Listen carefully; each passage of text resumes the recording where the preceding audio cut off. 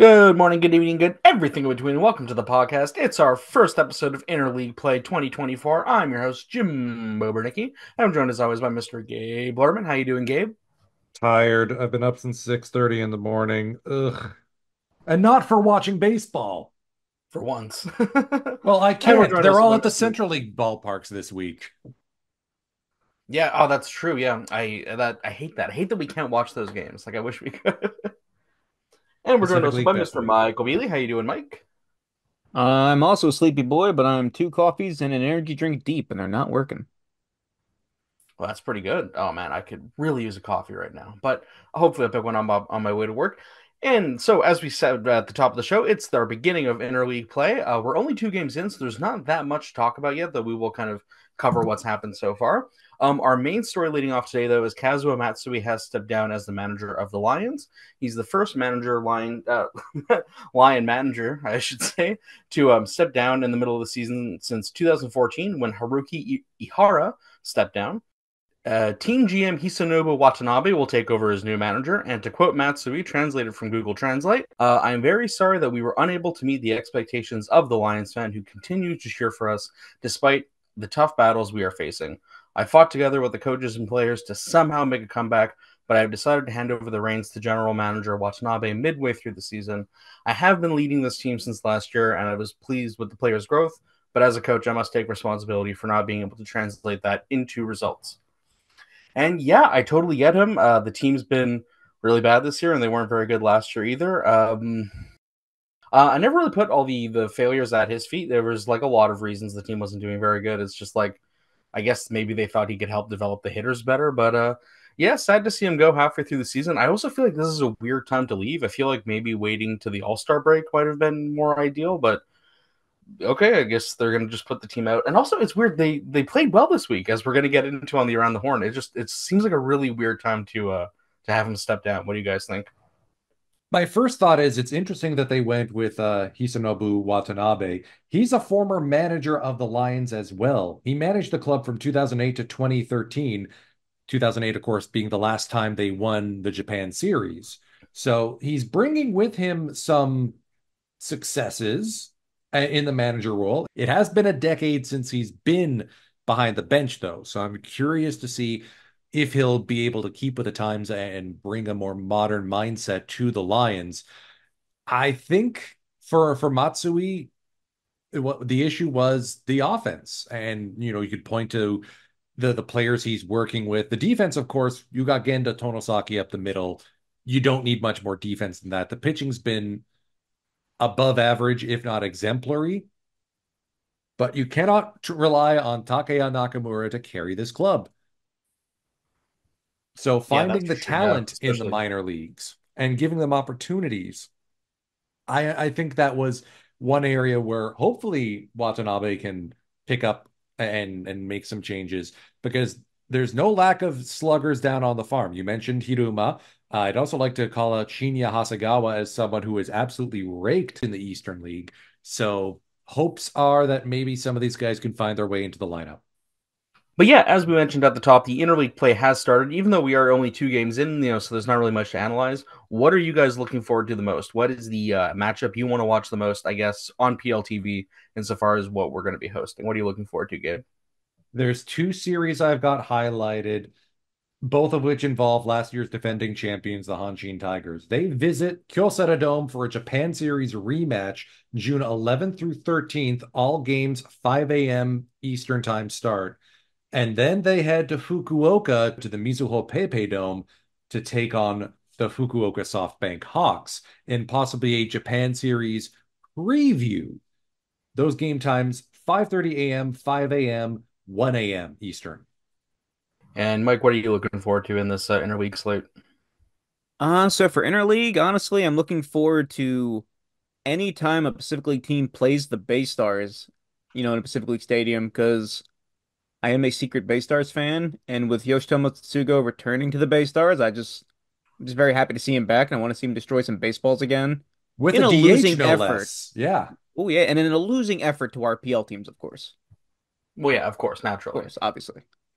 I've also got two other series highlighted involving the Yomiuri Giants, boo hiss, One of which the Marines visit Tokyo Dome June 4th, 5th, and 6th. We can't watch those games, but the Marines Army, the 26th man, is going to be out in full force in left field for those games. Talk about a raucous atmosphere. And the Giants head up to Escon Field, Hokkaido, June 14th, 15th, 16th. Those game times 5 a.m. Eastern, Friday, Saturday, 1 a.m. Eastern, Sunday. I think that's their first visit up at Escon Field, Hokkaido. So you have Japan's most popular baseball team, again, boo hiss, visiting Japan's newest ballpark. Should be a great show. Yeah, for sure. Actually, I'm definitely going to try to tune into that. It's do they play home and away, or is it just one? You do some, you do the others, so we won't get to see some teams. That's correct. Gabe's mini history corner here. Interleague between the two leagues didn't exist until post merger and the Eagles getting created. Part of the deal that NPB and the Players Union struck was that Interleague would start to be introduced so that way the more popular at the time Central League teams could visit the Pacific League teams. Back then, it was a true home and home, 3 games at home, 3 games away. That got shrunk down to 2 games at home, 2 games away. And now it's 3 games home or away. That's I mean, I get it, but yeah, a little complicated. I guess now. So keeping that in mind, I was gonna say I really want to see the Swallows play the Hawks. That one's probably on my radar. Oh yeah, And the Bird Brawl. That's taking place June 11th, 12th, 13th.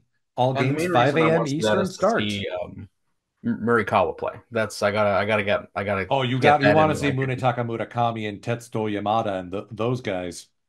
Yeah, and also very interested in that Fighters Giants series, and also I wish I could be watching the current Giants Hawks series, but whatever, we'll live. But yeah, also the Tigers Hawks could be a Japan series preview, so very exciting. There's a lot of stuff to check out on the interleague play late this year, so yeah, check out PLTV to check out those games, and we're going to take a quick little break here and go into our Around the Horn segment. Hey, you should be betting on sports! Like right now, open your phone, download an app, and start blowing money on silly wagers. We'll even give you a head start with some quote-unquote free money! Come on, what are you afraid of? Are you a whiny little baby with a dirty diaper? Everyone bets on games now. Your friends' friends, your mom! That's right, your mom bets on sports. How do we know? Actually, there's no betting on sports in Japan, which means all broadcasts on Pacific League TV are free from the scourge of sportsbook commercials.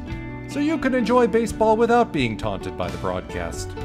Visit PacificLeague.com for more details, or WatchDingo.com for free live games without commentary within North America.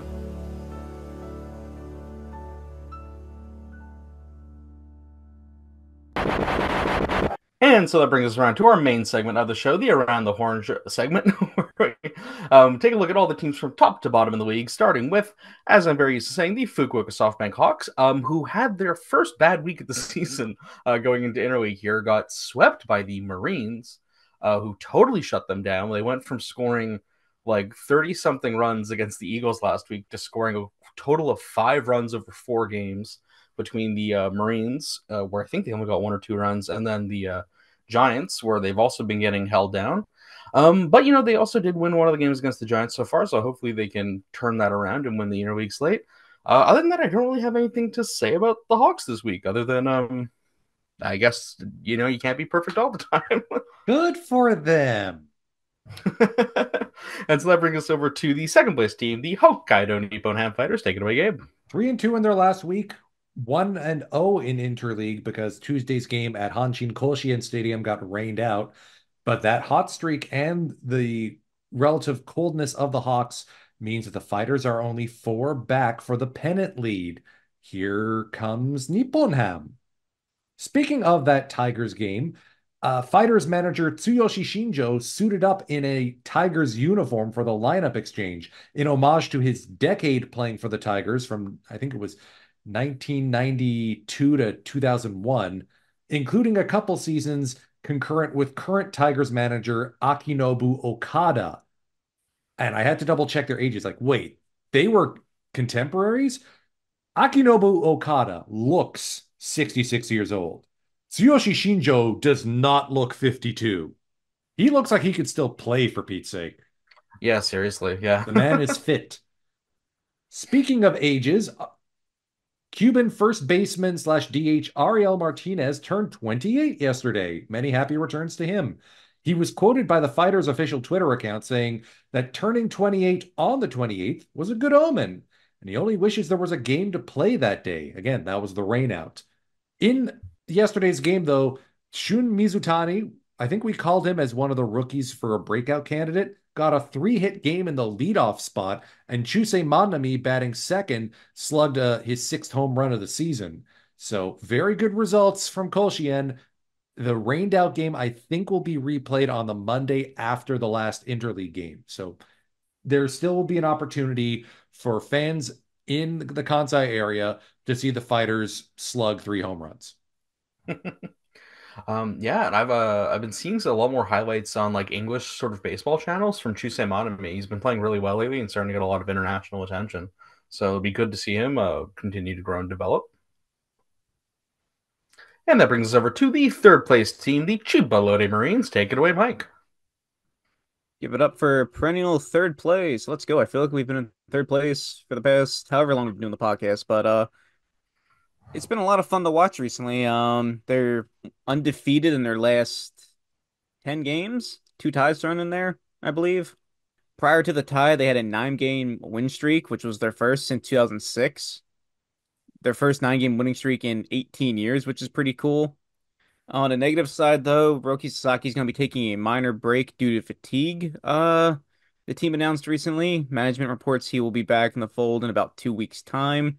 So I was really hoping to see him dominate interleague, but not sure how much they'll need him with how deep the pitching staff goes. And I mean, go look at that Hawks game where they beat the Hawks 7-1. It was a bullpen game, and it was like every pitcher was scoreless, like perfect frames. It was great. It's been a lot of fun to watch for sure, as I said, particularly recently.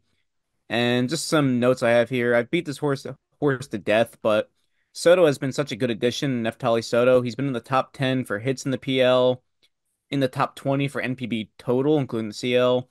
He's 124 WRC plus, good for 11th in the Pacific League, and he's in the top 10 and top 5 in a lot of offensive categories for the Pacific League. And it's kind of funny because when you look at his WAR, it's 0.5. He's striking out more than he ever has, and he doesn't walk hardly at all. But it's like every game he's creating runs, he's cashing guys in. It's been really fun to see. And him and Hiromi Oka have really, it's been like a show between the both of them. Hiromi Oka has been great this year. I know our friend Steve at We Love Marines has gone on before, talking about Hiromi Oka and his flair for the dramatics. And it's like, oh, you need a clutch hit to tie the game, Hiromi Oka. You need a walk off, Hiromi Oka. You need a great play in the field, Hiromi Oka. He's been really good this year, and it's looking like he's about to put up career numbers across the board right now for him. So, really enjoying watching him. I remember seeing Steve posting something about a Hiromi Naito or Hiromi Knight neon logo. I'm like, I want that on a t-shirt. I think it was last year or the year before when he was when did was that last year we did the 2 years ago it was the making the pitch with him. Yeah, and he talked about how Romeo had like back-to-back walk-offs, and then they had their Hiromi night and all this stuff. Like, it's been him, Soto and Polanco, and of course the entire pitching staff. It's just been so much fun this year. I don't have it in front of me right now, but I think Atsuki Taneichi had a complete game again relatively recently. And Ojima's been really good too. I'm gonna say yes, only because I don't have that up in front of me either. Lotte is only half a game back of the fighters. They may not be perpetual third for long. This win streak has propelled them into the conversation for the pennant. And just one more thing. I put this out on Twitter because, with Sasaki, there's always a lot of talk, his generational talent. And with all those rumors, I was like, my team finally gets that highly prized generational pitching talent, and everybody wants to take him from me. It's not fair, I tell you. And it'd be great if he could stay healthy. And I know that the minor break due to fatigue, that's I think going to be the one question people are going to have if he gets posted, when he gets posted, can he stay healthy and perform well for an entire MLB season as a starter, or will Major League GMs go goo eyes over the velocity and the fall off the table forkball and stuff him in the bullpen? He could easily be like an 80, 90, 100 inning guy out of the bullpen. Your prototypical stopper. Oh, I I don't don't know, want though. to I see worry that guy about in how the erratic he can bullpen. be. I feel like he kind of fits the pitcher, the starting pitcher mold a lot better. And using him out of the bullpen doesn't seem like a great idea to me personally. But yeah, I mean, he's still young. I mean, and most of his injuries have been relatively minor. I mean, there was a pretty bad one. Wait, was there a bad one last year? Yeah, it took him He out had in an like oblique August. strain, and then Right. he had that blister from hell where he was out for like a month and a half. Right, yeah. See, it's funny. I was like, oh, he had a blister. That was only like a week or two, right? But no, that was like the worst blister in human history. That took him out for like weeks. Science is Aaron still Sanchez studying has it. joined the meeting. But yeah, no, the Marines have been playing really well lately, and yeah, now they're hot on the heels of the pennant. I never thought anyone would catch the Hawks, but that's what a 1-4 week will do to you. And that brings us over to our defending champions, the Oryx Buffaloes. Take it away, Gabe. I wish I didn't have to. 2-4 in their last week, 0-2 in interleague. Today's game was a 14-0 loss to the Carp. The Carp's pitcher got 2 hits because it was at a Central League ballpark after all. This 14-run loss is the worst since June 2018. Now the Buffaloes are 7.5 back of the Marines, 12 back of the Hawks. This is a problem. Interesting to note that help for the bullpen is on the way, though. Reliever Luis Perdomo was signed by the Buffaloes on the 28th. Fullcount.jp with the story. Last season with the Chibalote Marines, Luis Perdomo was an absolute menace out of the bullpen, leading NPB with 42 holds and a 2.13 ERA over 53 appearances. He'll be the 4th foreign pitcher on the club alongside Anderson Espinoza, Andres Machado, and Luis Castillo. Who's going down to make room? You're only allowed to have 4 foreign players on a team, if memory serves. I mean, at least among foreign pitchers, someone's got to move down.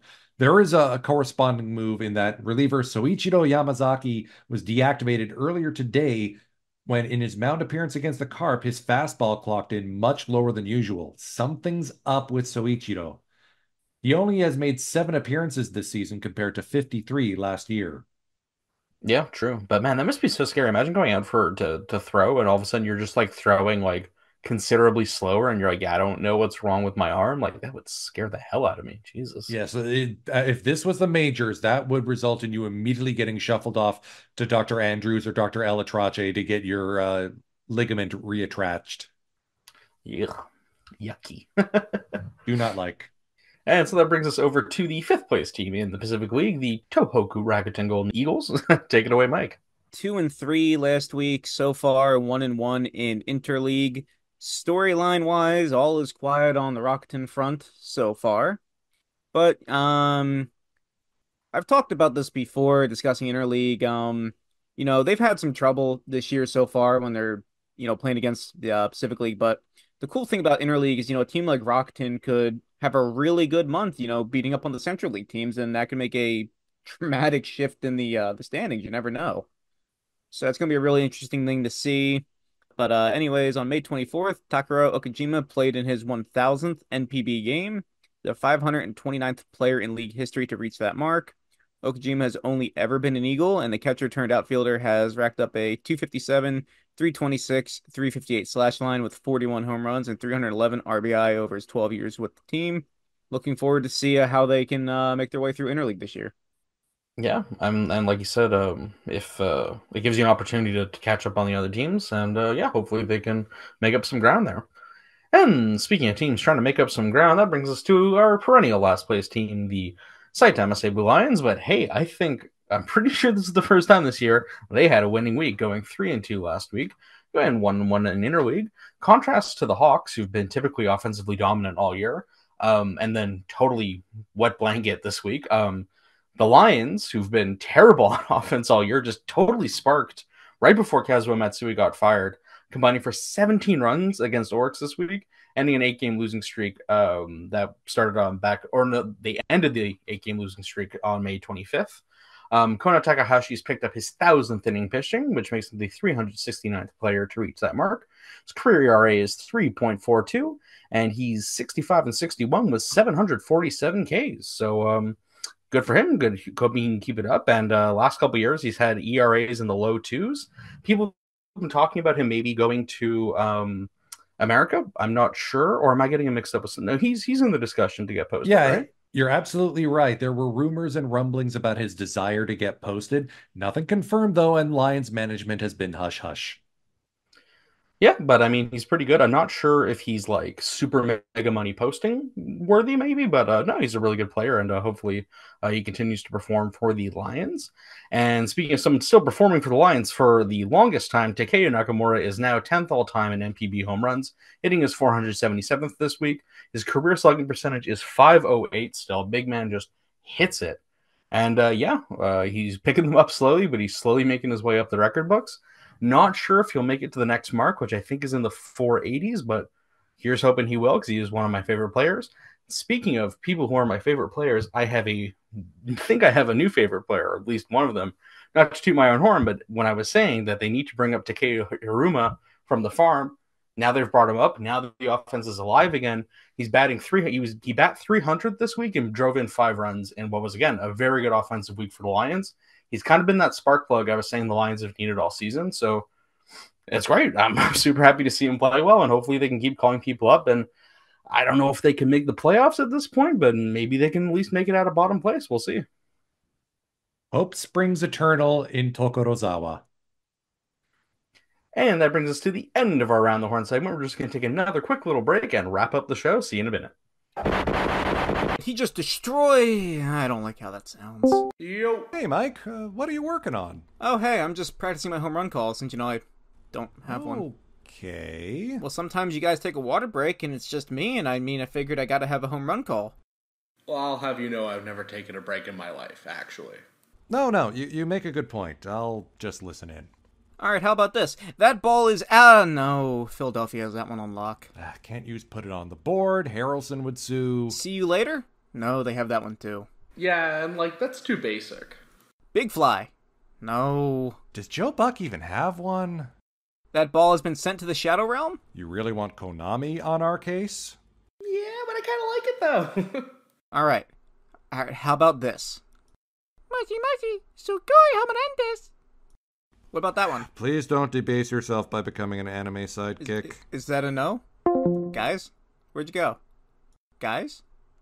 Are you guys gonna come back? Well, I still don't have a home run call, but Pacific League TV doesn't have any ads or blackouts when you subscribe. Stream all 6 Pacific League teams on the app or on the website. Alright, but how about destroyed? Like des, the Japanese word des, and then destroyed, like destroyed? You guys still aren't coming back? Okay. And so that brings us around to the end of the show. Before we get to our old faces in new places, we actually have an update on the Premier 12 International Baseball Competition. Gabe, what do you have for us on that?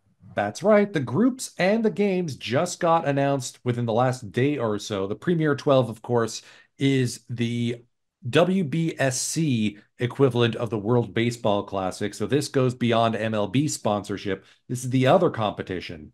Japan sits in Group B, along with Australia, Cuba, the Dominican Republic, South Korea, and Taiwan. Group A is Mexico, Netherlands, Panama, Puerto Rico, USA, and Venezuela. All Group A matches will be taking place in Mexico, while Group B matches will be hosted at the Vantilum Dome, Nagoya, as well as 2 places in Taiwan.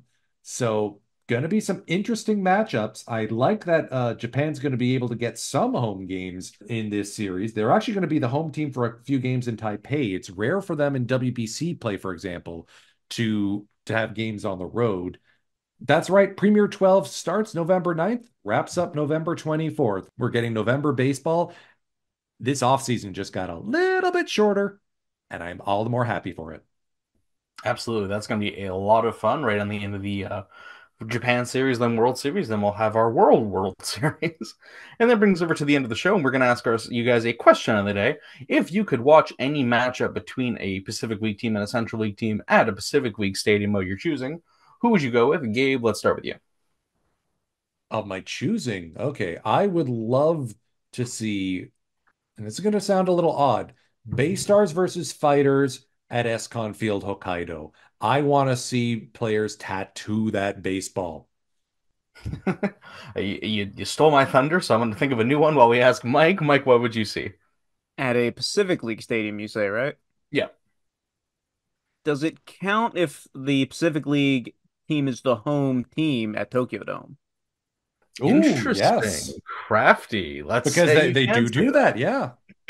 Then I will say Fighters and Giants with the Fighters as the home team, simply because I like air conditioning and I don't get along well in the summer heat. Also, Well, the Fighters being in Tokyo for all those years and Giants are cool. You proposed an interesting idea and then you took the one I was going to take. Okay, so Jimbo, I got an idea. You can take. I was thinking. Wait. I've got two. Let's say I'm going to go Giants at Eagles. Not Eagles.